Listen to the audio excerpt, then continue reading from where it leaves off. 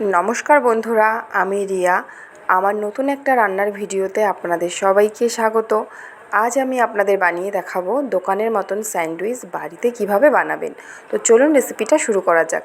প্রথমেই নিয়েছি সাদা তেল, তাতে দিয়েছি আদা কুচি। আদাটা হালকা ভাজার পর দিয়ে দিতে হবে সামান্য কিছু মশলা, জিরের গুঁড়ো, ধনের গুঁড়ো, লঙ্কার গুঁড়ো, পরিমাণ মতন লবণ ও হলুদ।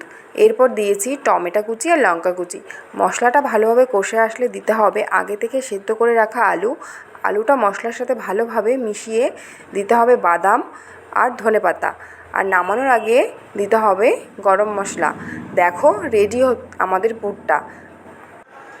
এরপর ব্রেড নিয়ে ব্রেডটার মাঝখানে দিতে হবে পুরগুলো।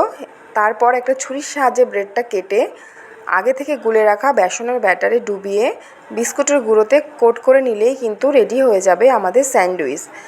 এরপর কড়াইতে তেল দিয়ে গরম হলেই দিয়ে দিতে হবে স্যান্ডউইচগুলো এবার এপাশ ওপাশ করে ভেজে নিলেই কিন্তু তৈরি হয়ে যাবে আমাদের স্যান্ডউইচ।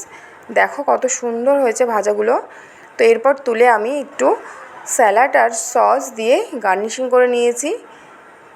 কেমন হয়েছে তোমরা কিন্তু আমাকে বলো। খেতে কিন্তু দুর্দান্ত হয়েছিল, তোমরা বাড়িতে একবার বানিয়ে দেখো।